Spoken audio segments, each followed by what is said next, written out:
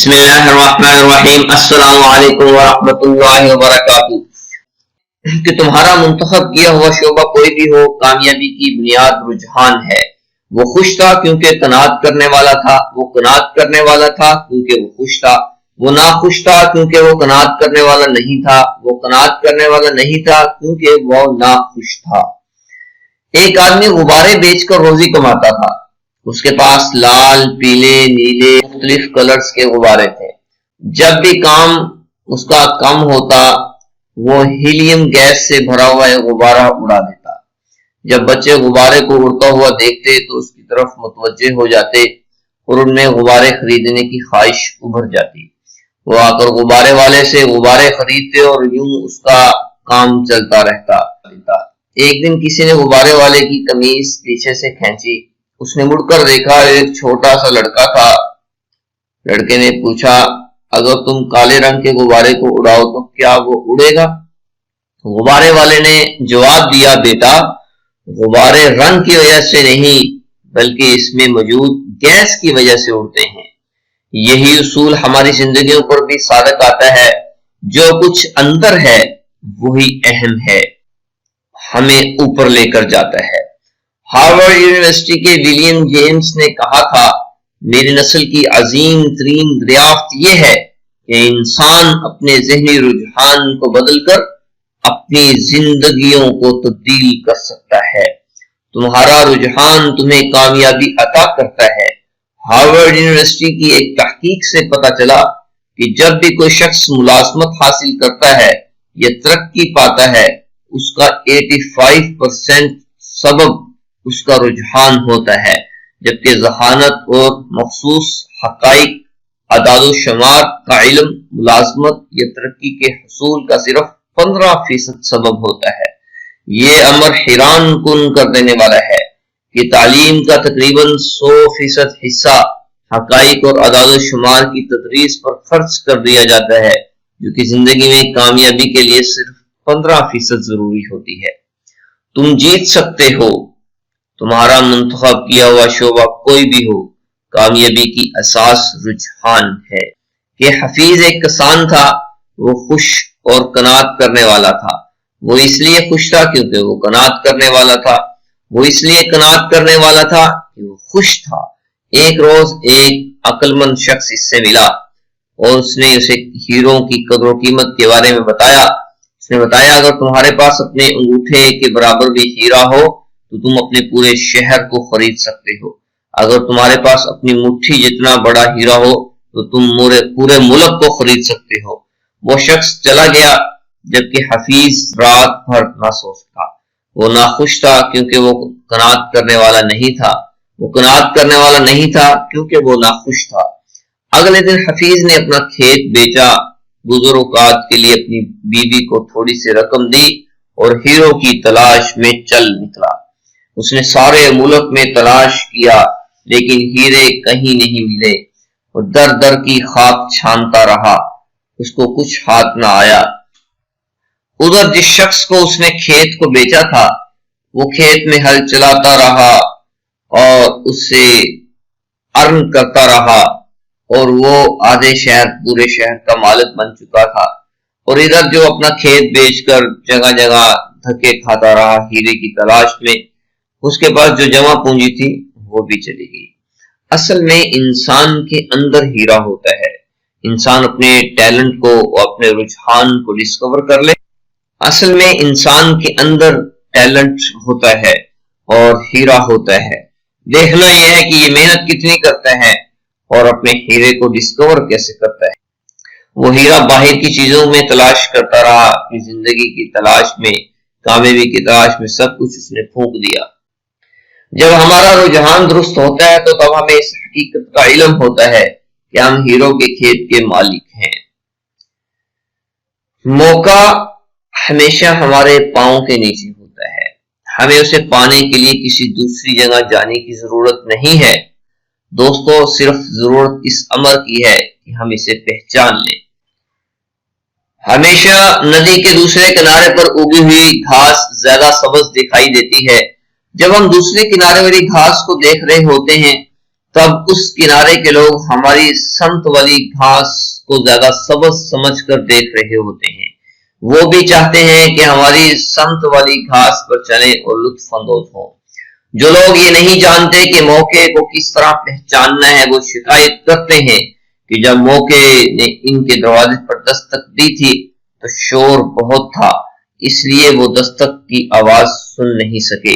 جب موقع ہاتھ سے نکل چکا ہوتا ہے تب اسے پہچاننا آسان ہوتا ہے بنسبت اس وقت کے جب وہ دستیاب ہو رہا ہوتا ہے۔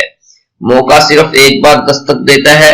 جب ایک موقع کے ہاتھ سے نکل جانے کے بعد دوسرا موقع اچھا بھی ہو سکتا ہے اور برا بھی، تاہم وہ پہلے موقع جیسا بالکل نہیں ہوتا۔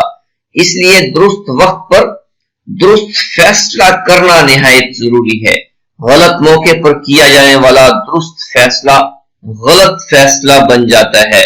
صرف محنت کرنا کمال نہیں ہوتا، درست موقع پر درست فیصلہ کر محنت کرنا کامیابی کے لیے ایک ٹارگٹ ہوتا ہے۔ تجربے سے پتہ چلا ہے کہ افرادی وسائل ہیومن ریسورسز کاروبار کا سب سے قیمتی اثاثہ ہوتے ہیں۔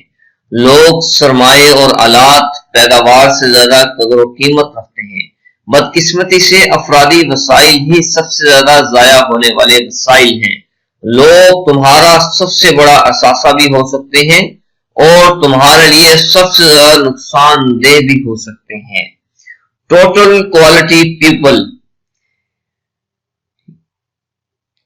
کوئی پروگرام اس وقت تک کارگر نہیں ہو سکتا جب تک کہ اس کی بنیاد درست نہ ہو، اور درست بنیاد ہے ٹوٹل کوالٹی پیپل۔ مثال کے طور پر کسٹمر سروسز کے پروگرام میں شریک ہونے والوں کو سکھایا جاتا ہے پلیز، تھینک یو، سوری، مسکراہٹ، گاہکوں سے ہاتھ ملانا، ان کو عزت دینا، ان کو پروٹوکول دینا، تو اس کی بنیاد پر یہ کاروبار بڑھتا ہے۔ تو جیسے حضور نبی کریم صلی اللہ علیہ وسلم کا فرمان ہے کہ مومن سے مسکرا کر ملنا بھی صدقہ ہے۔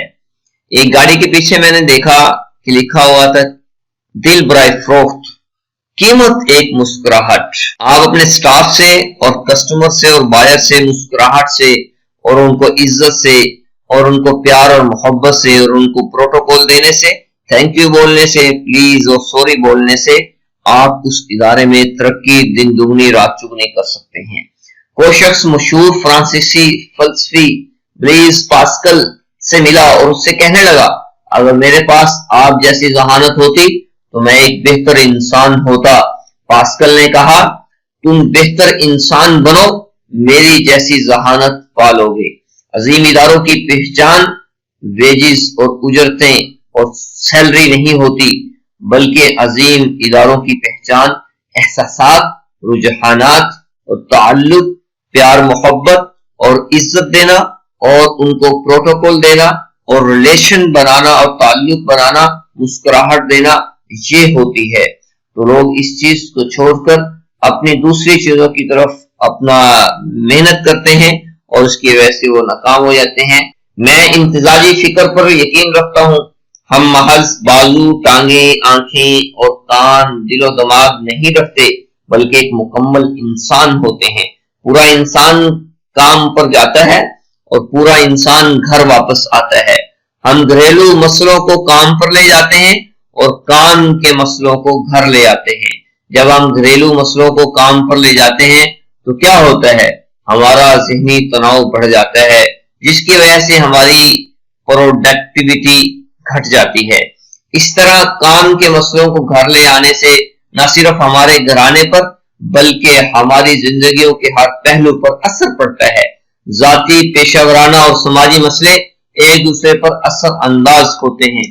کامیاب ہونے کے لیے مثبت رویہ ہونا بہت ضروری ہے، اور مثبت رویہ پوزیٹو مائنڈ بنانے کے لیے 3 چیزیں اکاؤنٹ ہوتی ہیں: انوائرمنٹ، ایکسپیرینس، ایجوکیشن۔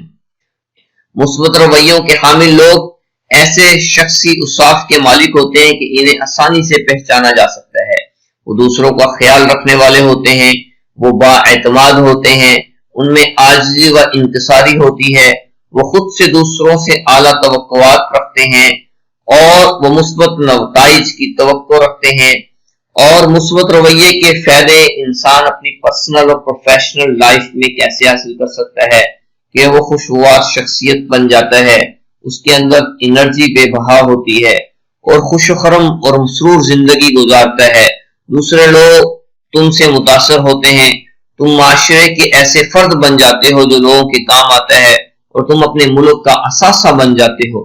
مثبت رویے کے اداروں کے لیے فائدے، اداروں کے لیے مثبت رویے کے بے شمار فوائد اور بینیفٹس حاصل کر سکتے ہیں۔ پیداواریت بڑھ جاتی ہے، کارکن ورکر مل جل کر کام کرتے ہیں، ماحول خوشگوار بن جاتا ہے، ورکر ادارے کے وفادار بن جاتے ہیں، ارن اور پروفٹ بڑھ جاتا ہے، منافع بڑھ جاتا ہے، گاہکوں کے درمیان اور ملازم کے درمیان عمدہ تعلقات قائم ہو جاتے ہیں، تناؤ اور کشیدگی کم ہو جاتی ہے۔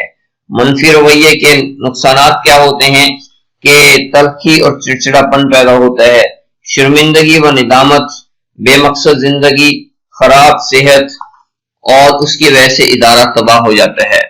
تو کسی بھی ادارے کے اندر کامیاب ہونے کے لیے مثبت رویہ ہونا بہت ضروری ہے۔ مثبت رویوں کا حامل شخص ایسا درخت ہوتا ہے جو ہر موسم میں سرسبز اور پھلدار رہتا ہے۔ تو کامیاب ہونے کے لیے بنیاد کیا ہے؟ رجحان، اور انسان کا رنگ کالا ہو یا سفید ہو اس سے کوئی فرق نہیں پڑتا، اندر کا جذبہ کیا ہے اس کی بنیاد پر انسان کامیاب ہوتا ہے۔ جیسے پھر مثبت رویہ کسی بھی ادارے کو پرسنل لائف ہو یا پروفیشنل لائف ہو اس کی بیس پر وہ ترقی ملتی ہے، اور اس کی بنیاد پر فائدہ کیا ہوتا ہے کہ جب انسان کے اندر پازیٹیو مائنڈ پیدا ہوتا ہے، دوسروں کا خیال رکھنے والا بنتا ہے، تو پھر کیا ہوتا ہے کہ وہ اس کا ادارہ ترقی کرتا ہے، اس کی پروڈکٹ بڑھ جاتی ہے اور ورکر مل جل کر کام کرتے ہیں، ماحول خوشگوار بن جاتا ہے اور ورکر ادارے کے وفادار بن جاتے ہیں اور اس کا پروفٹ بڑھ جاتا ہے۔ اس لیے دوستو کامیاب ہونے کے لیے رجحان کو فوکس کریں۔ خواب تو بہت دیکھے جاتے ہیں، اصل قدر و قیمت اس بات کی ہے تم انہیں کس طرح حقیقت میں ڈھالتے ہو۔